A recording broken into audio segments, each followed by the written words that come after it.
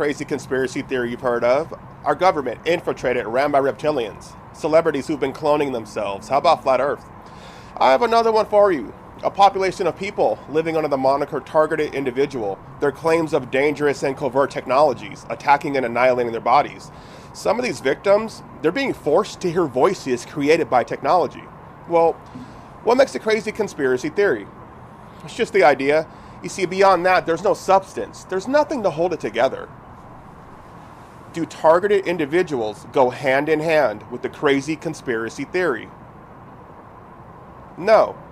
Once you delve deep into the research, you'll start to find facts, substance, stuff of actual merit. Their claims are substantiated. We're here to find out what's real and what's not. Let's take a look.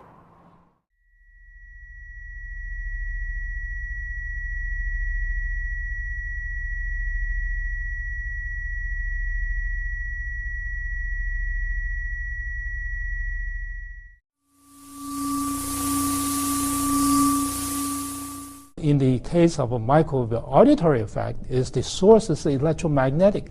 So if you expose the biological tissue to a pulse of microwave energy, the tissue expands and induces a vibration.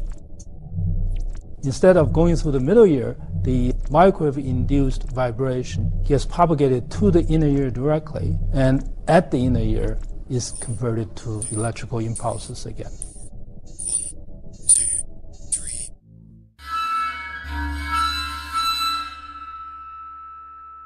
I'll start with you, Mr. Grosev. Maybe give us an idea of how this could happen in the United States. Talk us through a scenario that you've investigated, that technology and location, things that we can kind of put it into context and understand in layman's terms. In terms of technology, I'm not an expert in the technology behind this, but I've read enough and I'm sufficiently technically minded to understand that there's more than one way to achieve this same effect on the human brain.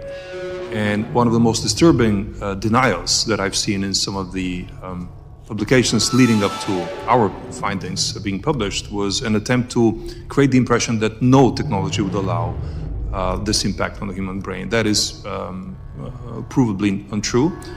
There have been experiments that prove that both acoustic waves, directed waves in the ultrasound, primarily the ultrasound band, but also electromagnetic directed energy, especially pulsed nanosecond energy beams in the millimeter band through something called the Frey effect, which converts electromagnetic energy into an acoustic band wave that can be within or without or outside of the audible band, can have the same effect on the human brain, which can have long-term concussion-like symptoms, but in really traumatic degree of concussion.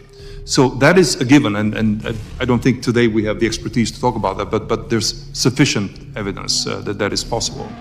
We also know that the Russian intelligence apparatus has worked on that, and something I would like to mention as well is that after our publication, a former member of Russia's intelligence community reached out to me and said, well, this is what we've been working on since the 80s, because we thought that the Americans were doing that to us, and we wanted to develop a counter-technology for the same things. Mr. Said, is it your belief that these attacks have happened inside the United States, and if so, can you give us some of the locations and details that you can share with us?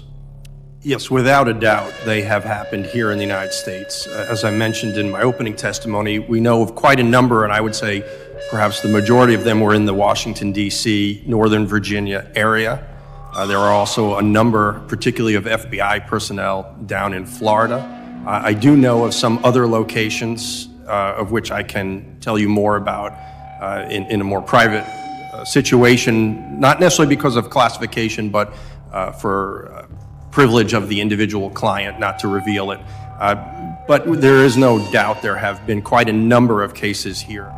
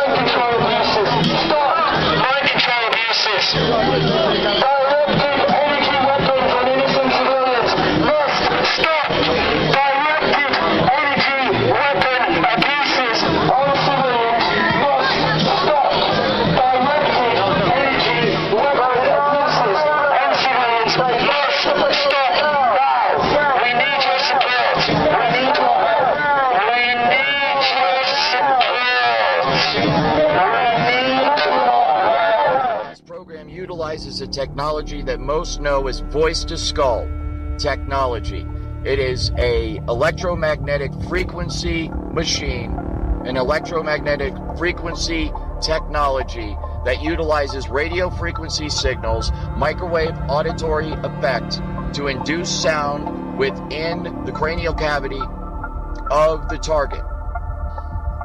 This makes the individual believe that they are hearing sounds and voices that are coming from within their own head, when in fact they are being beamed into their head via this technology. This technology is also used to manipulate the emotions of the individual. This technology manipulates the electrical signals in the brain, thus controlling thoughts and feelings and emotions and sensations throughout the body.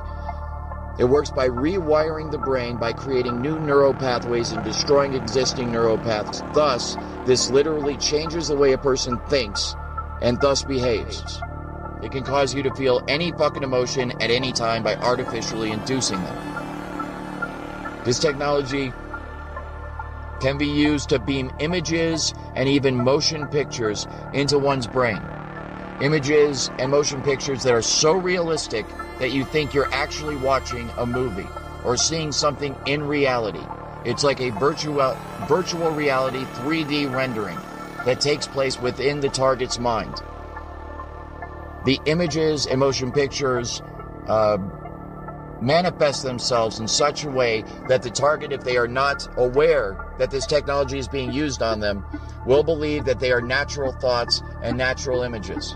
This technology can also tap into the optical nerve of the target and the auditory system of the target, so that those monitoring the target can see what the target is seeing and hear what the target is hearing. This use of the technology was famously made public during the War on Terrorism, as the United States of America utilized it in places like Iraq and Afghanistan, where people had voice-to-skull beamed into their heads, and the targets there believed that they were actually hearing the voice of God, and they believed that Allah himself was telling them to cooperate with the Americans and tell them everything that they want to know. This same technology is now being used against American citizens in America every single day.